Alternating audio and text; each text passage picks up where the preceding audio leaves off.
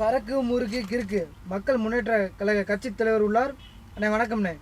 வணக்கம் தம்பி. வணக்கம் அண்ணே. சமூக போராளி பா ரஞ்சித் பிறந்தநாள் விஷ் பண்ணீங்களாண்ணே? அது சமூக போராளியா?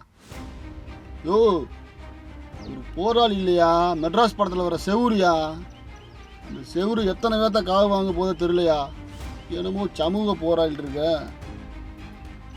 நான் பா ரஞ்சித்துக்கு சீமான் அண்ணன் ஸ்டைலில் ஒரு டைலாக் சொல்லணும்னா, ஒன்று கிறிஸ்துவம் பக்கம் போயிரு, இல்லைன்னா இந்து பக்கம் வந்துடு.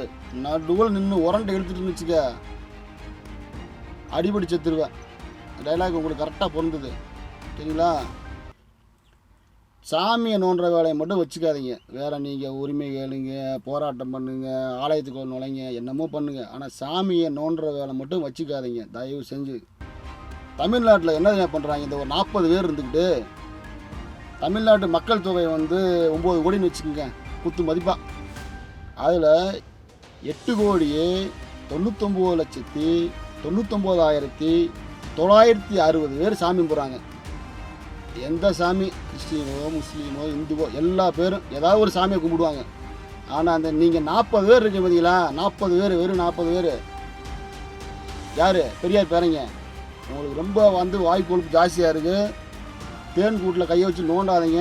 தேனி கொத்துச்சுன்னா தாங்க மாட்டேங்க, எல்லாரையும் கொத்தி போடும். அதனால் தயவு செஞ்சு சாமியை நோண்டுற வேலையை மட்டும் வச்சுக்காதீங்க. இந்த ஐயம் சாரி ஐயப்பா உள்ளே வந்தா என்னப்பா, போப்பா கோயிலுக்கு போ.